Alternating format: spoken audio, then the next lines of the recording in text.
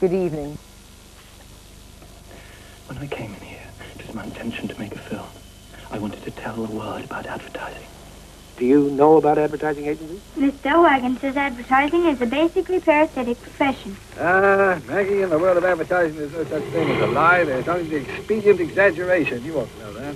Miss Delwagon says advertising makes people who can't afford it buy things they don't want. What do you do? I write TV commercials. TV commercials? Oh, no. Hollywood needs Madison Avenue like Sodom needs Gomorrah. Greed, deceit, corruption. Why agonize about your own sins when you can expose them in others? Hollywood's ad men are cynical. What's America to us? A blank space between New York and Hollywood where people buy soap. World-weary. I spend 8 hours every day trying to cram this stuff down the throats of 100 million people. I know all about it. Fatuous. Say it, boy. Say it. Don't be modest. I'm an executive. Brazen. I'm the man who's taken the stench out of everything but shit. And they fib all the time. You and I lie for a living, and it's not easy for me to suggest that. And that's the hero. To be bad on the avenue, you really have to work at it.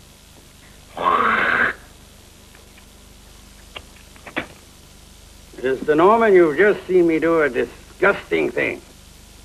But you'll always remember what I just did. You can't always just hit a product and run. With snack foods, you have to drill, drill, drill. Beauty soap, beauty soap, beauty soap. Repeat it. It comes out of their ears. Repeat it. Until they are consuming your product not because they love it, but because they can't escape it. I'm telling you that I tried to quit too, but the man who sat here refused to accept my resignation.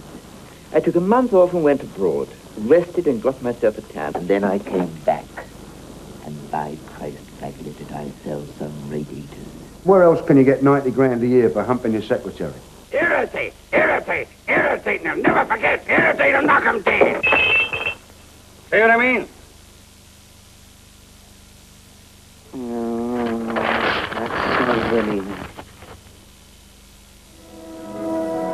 Dress code for ad men is strict. In the 60s it was sincere tie, button-down collar, and Brooks Brothers grey flannel. Pipes, though optional, were a must for high flyers. I thought a pipe would give me a successful Gregory Peck look. I want a very sincere necktie. This was after Sincere Ties got that insincere look, but before Brooks Brothers grey flannel took over. Pipes are out these days, but sincere ties have recovered their sincerity, bolstered by serious braces. But even when an ad man does break out of the grey flannel mould with his own fashion statement, this is a sign of superficiality, not individuality. The jacket and the trousers a designer friend did for me. Where are the specs from? Custom made. Very smart. The flip side of ad man as superficial conformist is ad man as hidden persuader. No loyalties, no morals. A seductive dark angel of market forces. Who are you? What are you? I want to know more about you. Well, what more could you know? You're an advertising man, that's all I know. Fine. I have no roots, no past, no future. Well, that goes for almost all the people in my world. Sell people things they don't need. Make women who don't know you fall in love with you. I'm beginning to think I'm underpaid.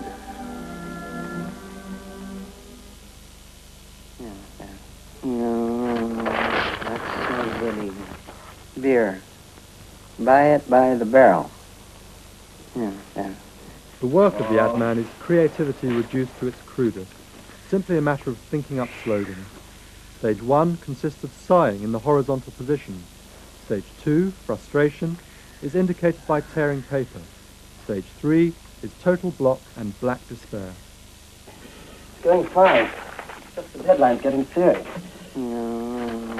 That's really...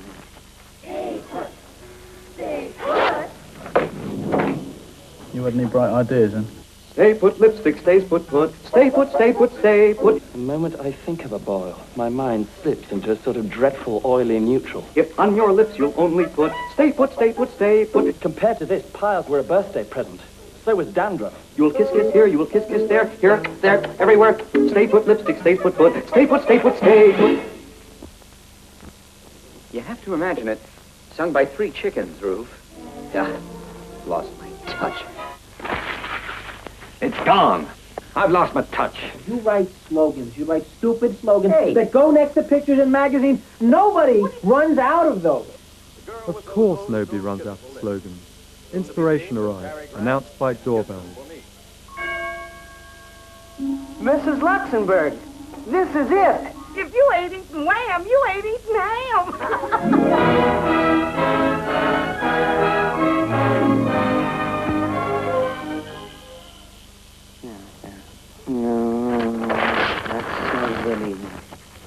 We are talking about success. A world where fancy foreign cars replace subways and bus transfers, where all women are beautiful and willing. If I've got a little bit of talent and somebody wants to pay me over the odds for it, so who am I to turn it down, eh?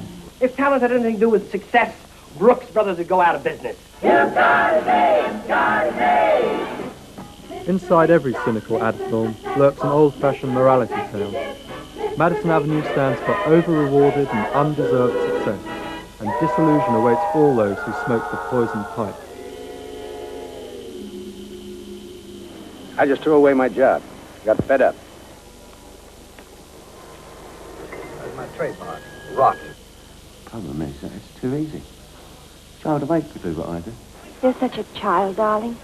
You've come to hate the business you're in, and you just want to drop it and go live on a beach in Tahiti or something. That's an idea. Yes, but Vic, you're too good for that.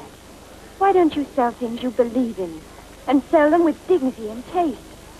I think advertising should be just as simple and basic as the product that you're trying to sell. Buy Volvos. They're boxy, but they're good. Right. I think we ought to strip away the sham and pretension from advertising. Quaker Oats. Does the cereal taste great? Who knows? But at least the box is cute. Right. Well, I think we ought to maybe have candid shots of people, and real people, not actors or models. Forget France. The French can be annoying. Come to Greece, we're nicer. The copy should simply read Mr. and Mrs. Godfrey Hotchkiss, or whatever their name might be. Say Nerdlinger products are better. And that's all, period. Let's not lie, Steve. Let's level with America. Order up the bill, Forsberg. I buy it 100%. In the face of such honesty and truth, I feel somewhat diminished. Beautiful conception. Cleveland, true genius. They start a whole new trend in advertising. You're my man.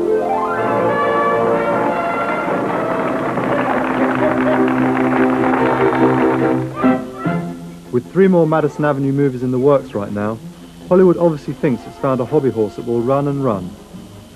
The use of real brands may look like a bold satirical stroke. In an age of rampant product placement, it also does wonders for production budgets.